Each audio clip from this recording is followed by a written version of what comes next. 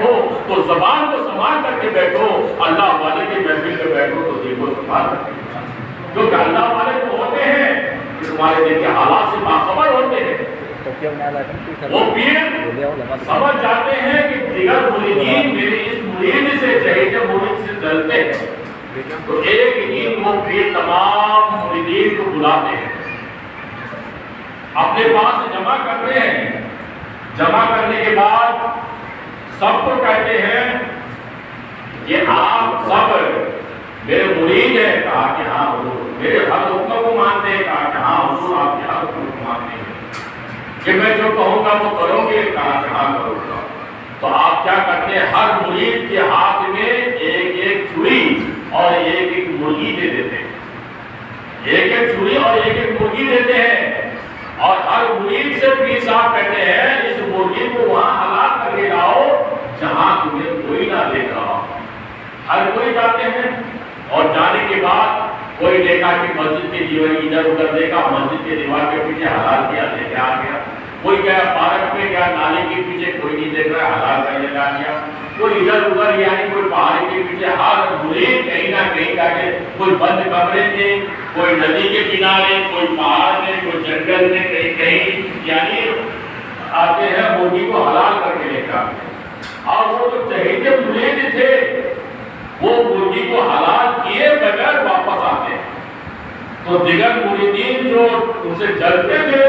تو ہنسنے لگے کہ دیکھو پیر کے چہیتے بن رہے ہیں اور پیر کے حکم نہیں مان رہے ہیں، ہم تو پیر کے حکم مانے ہیں۔ پیر صاحب نے کہا کہ مرغی کو حلال کر کے لاؤ اور وہاں سے لاؤ جہاں کوئی نہیں دیکھ رہا ہے، تو ہم لوگ تو سب پیر کے حکم کو مان لیے اور پیر کے حکم کے مطابق مرغی کو حلال کر کے لائے ہیں، اور یہ چہیتے مرید جو بنتے ہیں پیر کے وہ تو بغیر حلال کے لائے۔ آج ہی پتہ چل جائے گا جب سب کوئی مرغی لا کر کے پیر صاحب کے سامنے رکھ دیے، کہا کہ مانا صاحب تم مرغی حلال کر کے لائے، کہاں کہ مسجد کے پچھواڑے میں، کسی نے کہا کمرے میں، کسی نے کہا پہاڑی میں، کسی نے کہا جنگل سے، کسی نے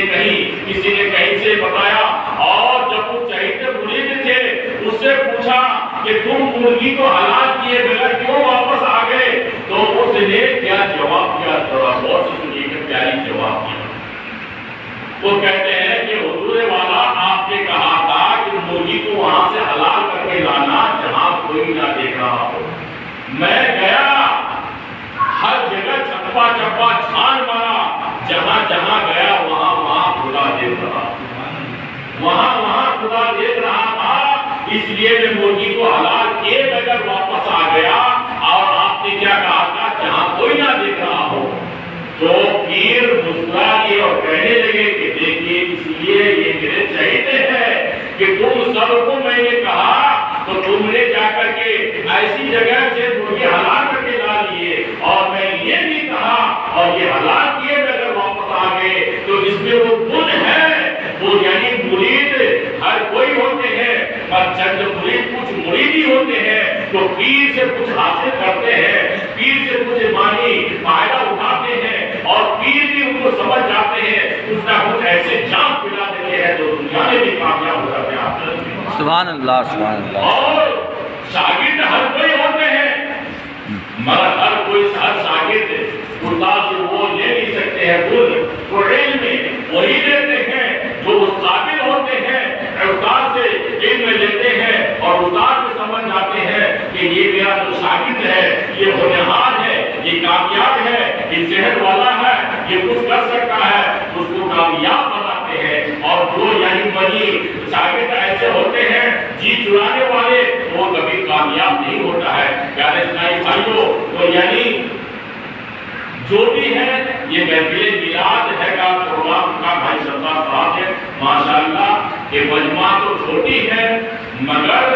چھوٹی ہے ہو یا بڑی وہ نہیں، جہاں